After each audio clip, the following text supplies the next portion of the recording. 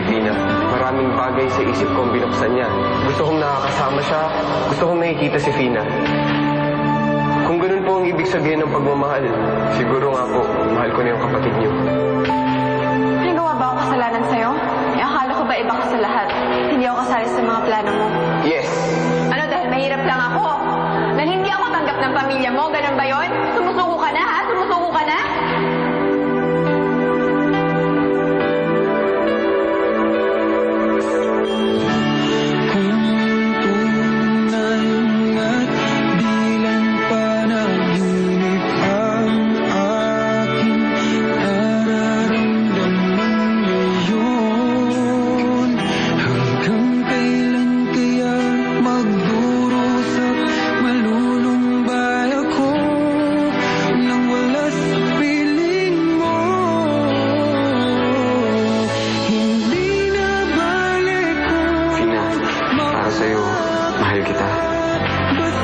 Sabihin ko sa kanya yung magic words.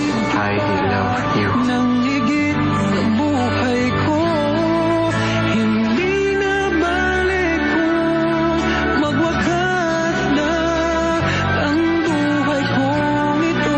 Ngunit sa puso ko,